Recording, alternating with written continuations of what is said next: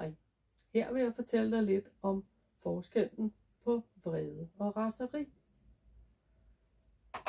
To tilstande eller følelser, situationer, som på en eller anden måde kan minde lidt for meget om hinanden på overfladen. Men det er sådan, at her har vi en følelse, der hedder vrede. Og når vi er vrede, så har vi kontakt med os selv, og vi har kontakt med den eller det, som vi er vred på eller over. Og vrede er jo en følelse.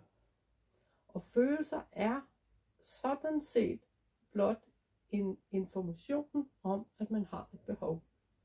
Så når man bliver vred, kan det være oplevelsen af, at jeg har brug for at sætte en grænse, jeg har brug for at passe på mig selv, eller jeg har brug for at kæmpe for noget, der er vigtigt for mig.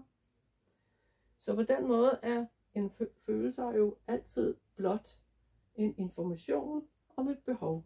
En form for GPS i behov. Hvis vi går over her og kigger på kamp og flugt, så er der den energi, der ligger i det, er aggression.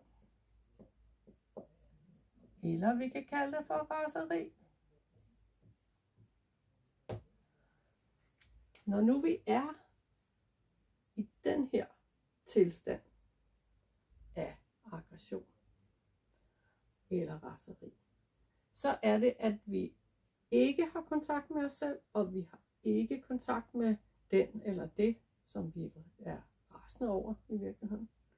Fordi når først vi er røget ned i overlevelse i den her del af hjernen, så er der ikke særlig meget kontakt op til empati med andre, eller til fornuft i forhold til, hvad man skal gøre. Logikken i, at vores nervesystem er designet på den måde, handler om, at hvis nu først jeg har overlevet at møde en løve engang, så er det rigtig godt, at vores nervesystem sørger for, at vi gør lige præcis det, der skal til for at overleve. Det kan ikke nytte noget, at vi lige overvejer at kommunikere lidt med den først, eller finde ud af, hvad er det fornuftigt at gøre, fordi det er der ikke tid til, så bliver vi et. Så vores nervesystem er designet til at reagere med det samme, når vi går i overlevelse. Problemet er, at hvis man har det lidt svært med sin vrede, og lukker den ned, undertrykker den, så kan man sige, at man faktisk samler den sammen i en tønde. Og på et eller andet tidspunkt, så kan den tønde ikke rumme mere.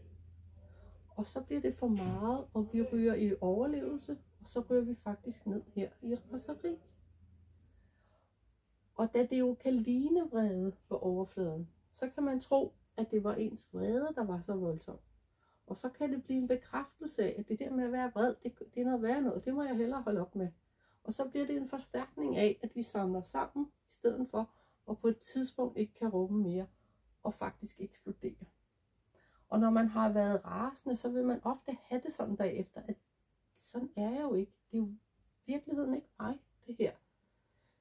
Så det kan være et udmærket signal om, hvad det er, der har været sket. At jeg har været mere rasende, end jeg har været vred. Og vrede behøves jo ikke at være spor voldsom. Vrede kan være nej. Den energi, der er i nej, det er faktisk vrede. Det er selvfølgelig et kontinuum vrede. Men forskellen på vrede og raseri er en god ting at kunne kende, sådan så man kan lære at bruge sin vrede konstruktivt i stedet for. Og få sagt nej, når det er relevant. Og få kæmpet for det, der er vigtigt, når det er relevant. Og med samtidig med, at man har fat i resten af sig, netop også sin empati og sin fornuft.